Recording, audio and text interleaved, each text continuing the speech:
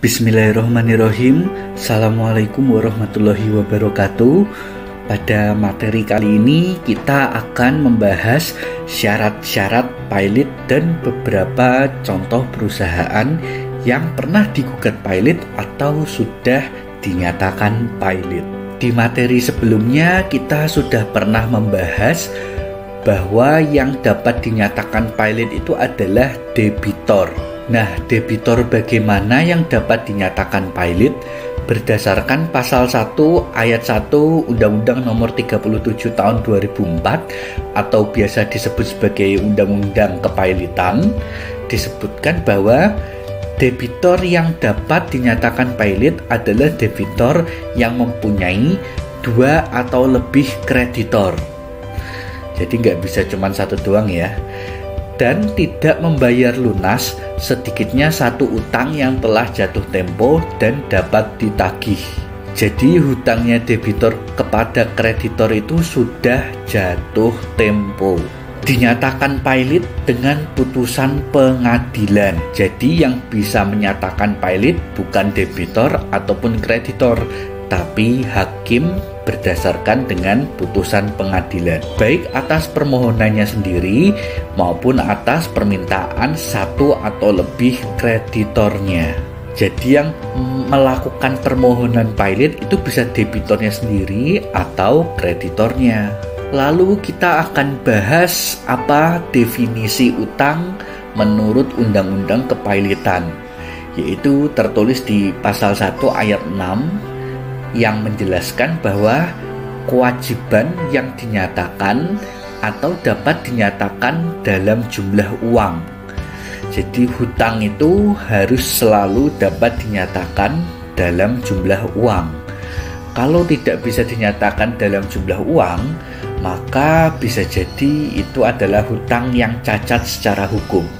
Contohnya hutang budi tidak bisa dinilai dengan uang, baik dalam mata uang Indonesia maupun mata uang asing. Jadi kalau menggunakan mata uang kripto tidak bisa, karena mata uang kripto belum legal di Indonesia sebagai alat transaksi, baik secara langsung maupun yang akan timbul di kemudian hari atau kontingen yang timbul karena perjanjian atau undang-undang. Nah, ini salah satu poin yang penting, timbul karena perjanjian, maka harus ada dokumen-dokumen atau bukti-bukti tertulis. Jadi kalau lisan aja bisa dianggap bukan hutang yang sah secara hukum dan wajib dipenuhi oleh debitor. Tentunya dipenuhi debitor kepada kreditor, kreditor yang memberikan hutang, yang mempunyai piutang. Jadi kesimpulannya, syarat untuk debitor dapat dinyatakan pilot adalah yang satu, adanya hutang. Hutangnya juga harus sah secara hukum. Tadi ya, sesuai definisi hutang yang ada di Undang-Undang Kepilotan. Lalu yang kedua adalah minimal satu dari utang sudah jatuh tempo dan belum dibayar. Jadi kalau belum jatuh tempo, kreditor tidak dapat menggugat debitor pilot, atau debitor juga tidak dapat permohonan pilot kepada dirinya sendiri. Minimal adalah saat atau tanggal di mana hutang tersebut sudah jatuh tempo. Yang ketiga adalah kreditor lebih dari satu. Jadi tidak bisa ya kalau kreditornya cuma satu, berarti kalau kreditornya cuma satu maka seperti hutang piutang biasa. Kreditornya harus lebih dari satu dan ternyata memang semua kreditornya tidak dapat dilunasi hutangnya. Pernyataan pilot dilakukan oleh pengadilan khusus yang disebut dengan pengadilan niaga. Jadi bukan di bawah pengadilan negeri biasa, tapi di bawah pengadilan niaga. Baik, selanjutnya adalah para pihak-pihak yang dapat mengajukan kepilotan. Jadi yang mengajukan ya, yang dapat mengajukan kepilotan. Yang pertama adalah debitor itu sendiri. Jadi ketika seorang debitor memang merasa tidak dapat mengembalikan seluruh hutang-hutangnya, maka dia dapat mengajukan kepailitan untuk dirinya sendiri. Lalu yang kedua adalah seseorang atau beberapa orang kreditor. Jadi syarat debitor bisa digugat pilot itu harus memiliki lebih dari satu kreditor. Nah, oleh karena itu yang bisa mengajukan pilot bisa satu atau lebih dari satu, beberapa orang kreditor yang mengajukan kepailitan kepada debitor. Lalu yang ketiga ada kejaksaan. Jadi kejaksaan juga bisa mengajukan kepailitan kepada debitor demi kepentingan umum. Lalu yang keempat adalah Bank Indonesia dalam hal debitor merupakan bank. Lalu yang kelima ada BAPEPAM atau Badan Pengawas Pasar Modal. Hal ini dilakukan jika debitor merupakan perusahaan efek, bursa efek, lembaga clearing dan penjaminan, lembaga penyimpanan dan penyelesaian. Intinya ini adalah lembaga-lembaga yang berada di bawah pengawasan pasar modal. Lalu yang keenam adalah Menteri Keuangan. Dalam hal debitor perusahaan asuransi, reasuransi, dana pensiun atau BUMN yang bergerak di bidang kepentingan publik. Nah, jika sebelumnya adalah pihak yang dapat mengajukan pilot, sekarang kita akan bahas pihak-pihak yang dapat dinyatakan pilot. Yang pertama adalah orang perorangan, yang kedua adalah perserikatan atau perkumpulan yang bukan badan hukum, seperti firma dan perkumpulan komanditer. Perkumpulan komanditer itu biasa dikenal sebagai CV atau CV. Lalu yang ketiga ada perseroan atau perkumpulan yang berbadan hukum seperti perseroan terbatas, koperasi, dan yayasan. Intinya subjek kepailitan yaitu subjek yang bisa dipilotkan adalah yang pertama debitor perorangan atau pribadi, dan yang kedua adalah debitor badan hukum.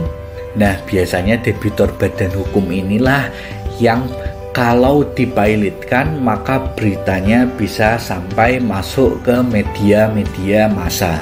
Seperti contohnya ini adalah perusahaan yang pernah digugat pilot, walaupun akhirnya putusannya tidak dikabulkan. Jadi perusahaan-perusahaan ini tidak jadi atau tidak diputus pilot.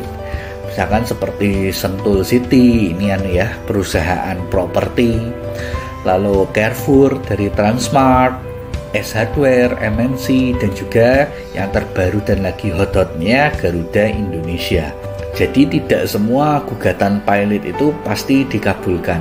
Ada juga yang ditolak. Jadi untuk lebih memahami ya bagaimana gugatan pilot, bagaimana seorang debitor itu dapat digugat pilot, misalkan Carrefour. Jadi kasusnya itu dia bersengketa dengan produsen alat masak. Jadi produsen alat masak itu sudah mengirimkannya ke Carrefour, lalu karena kesalahpahaman si produsen alat masak belum mendapatkan pembayaran dari Carrefour hingga jatuh tempo. Akhirnya produsen alat masak tersebut menggugat pilot Carrefour. S Hardware juga seperti itu, MNC juga seperti itu. Bahkan MNC yang menggugat itu adalah perusahaan telekomunikasi asal Korea. Dan yang paling hot Garuda Indonesia. Banyak banget hutang-hutangnya kepada para kreditor yang belum terbayarkan. Akhirnya beberapa kreditor tersebut menggugat pilot Garuda Indonesia. Silahkan kalau kepo bisa ditelusuri sendiri bagaimana kasusnya. Ada juga perusahaan yang telah dinyatakan pilot. Yang pertama ada Sariwangi. Jadi Sariwangi yang sekarang itu kepemilikannya sudah berbeda dengan Sariwangi yang dulu. Walaupun rasa, aroma, segala macamnya masih sama, tapi secara bisnis, secara hukum, kepemilikannya sudah berbeda. Jadi bisa ya perusahaannya sudah dipilotkan, lalu menjadi milik pemilik baru dan produknya masih terus beredar di pasaran. Nah, yang kedua ini adalah perusahaan Nyonya Menir, berdiri sejak 1919. Jadi nggak pernah duduk, berdiri terus, nggak capek-capek. Nah, kalau yang ini contoh perusahaan yang setelah dinyatakan pilot, produknya tidak beredar lagi di pasaran. Ini kasus yang sangat menarik, kasus Nyonya Menir, karena ada perebutan di antara keluarga internal Nyonya Menir sendiri. Silahkan kalau penasaran dengan kisahnya Nyonya Menir, bisa dicari sendiri. Baik, itu sedikit materi yang bisa saya sampaikan pada kesempatan kali ini. Terima kasih dan mohon maaf apabila saya ada salah-salah dan kekurangan. Billahi taufiq wal hidayah. Wassalamualaikum warahmatullahi wabarakatuh.